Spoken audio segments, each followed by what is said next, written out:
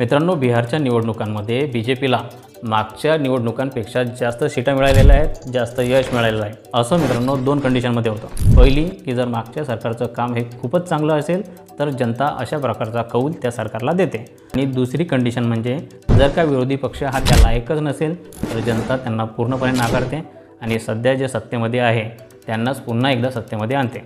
बिहारच्या परिस्थितीमध्ये या दोनपैकी नेमक्या कोणत्या गोष्टी कारणीभूत ठरल्या ते आपण या व्हिडिओमध्ये पाहणार आहोत, आणि या मागची सर्व कारणे सुद्धा आपण या व्हिडिओमध्ये पाहणार आहोत। मित्रांनो, बिहारच्या या निवडणुकांमध्ये एनडीएला जे प्रचंड यश मिळालं आहे यामागे काही कारणं होती।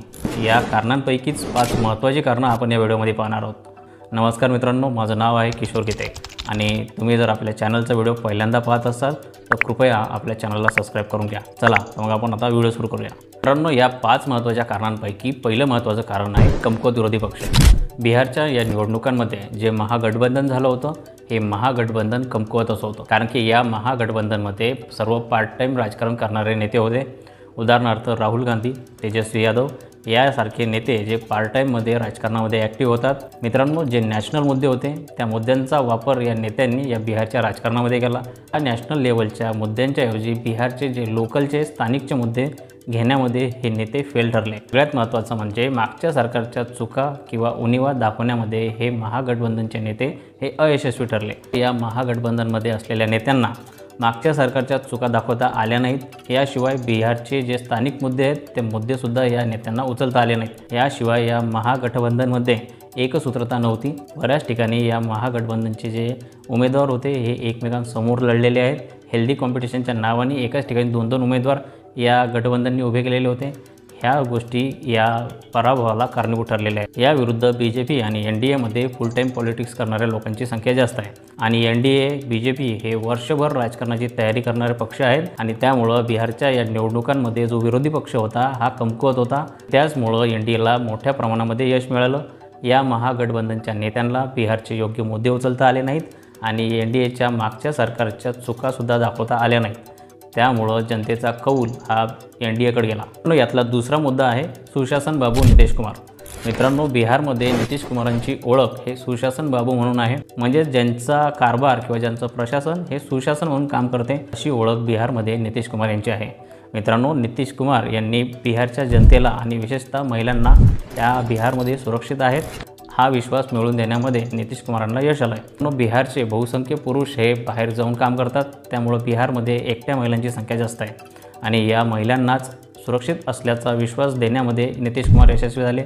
याशिवाय नितीश कुमार यांनी अनेक कामंसुद्धा केलेली आहे। नितीश कुमार यांची कामं ही भारताच्या इतर राज्याच्या तुलनेमध्ये कमी असतील, परंतु बिहारच्या इतिहासाचा जर विचार केला आणि बिहारमध्ये मागील सरकारांचा जर विचार केला तर तुलनात्मक पद्धतीने ती कामं जास्त होती। त्यामुळं नितीश कुमार यांना जनतेने पसंती दिली, आणि नितीश कुमार यांनी त्या दृष्टीने कामंसुद्धा केलेली आहेत। नितीश कुमार यांनी मोफत वीज देणं असो किंवा महिलांना वेगवेगळ्या योजना देणं असो, याच्या माध्यमातून आपली रीच वाढवली आणि जनतेमध्ये त्यांची पसंती वाढवली।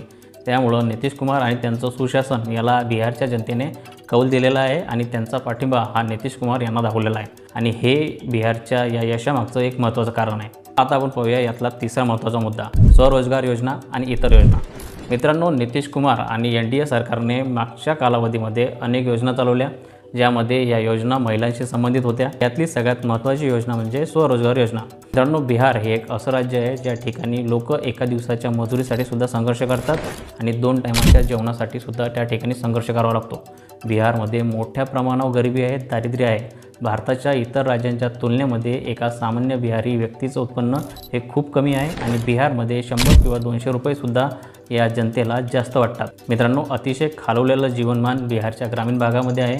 सरासरी उत्पन्नाच्या कितीतरी खाली या लोकांचं उत्पन्न आहे, आणि या लोकांसाठी 100 किंवा 200 रुपयेसुद्धा खूप मोठी गोष्ट राहते। अशी परिस्थिती असताना मित्रांनो, बिहारमध्ये या निवडणुकांच्या काही दिवसांच्या अगोदरच नितीश कुमार यांच्या सरकारने जवळपास 25 लाख महिलांच्या खात्यावर 10-10 हजार रुपये डीबीटीच्या माध्यमातून जमा केले।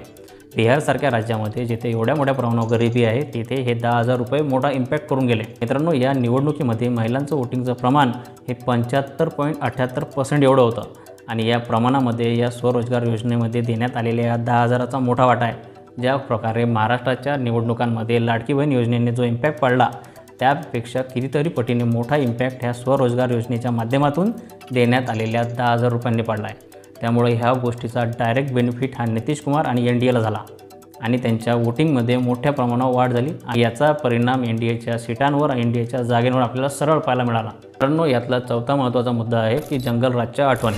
मित्रांनो, बिहारच्या निवडणुकांमध्ये NDAने त्यांच्या पॉलिसी अंतर्गत किंवा त्यांच्या रणनीती अंतर्गत बिहारच्या जनतेला जंगलराजच्या आठवणी यशस्वीरित्या आठवण करून दिल्या आणि त्यांना कन्व्हिन्स केलं की जर का हे महागठबंधन पुन्हा सत्तेमध्ये आलं तर पुन्हा जंगलराजची पुनरावृत्ती होईल, पुन्हा बिहारच्या सडकांवर खून होतील, अपहरण होतील, महिलांचे बलात्कार होतील, याशिवाय पुन्हा रंगदारी, किडनॅपिंग यासारखे गुन्हे खुलेआम होतील आणि पुन्हा तुम्हाला जीव वाचवून बिहारमधून पळून जावं लागेल। अशा प्रकारच्या ह्या जंगलराजच्या आठवणी पुन्हा बिहारच्या जनतेमध्ये रिक्रिएट करण्याचं काम NDAने BJPने केलं आणि हे काम NDAला आणि BJPला जमलं।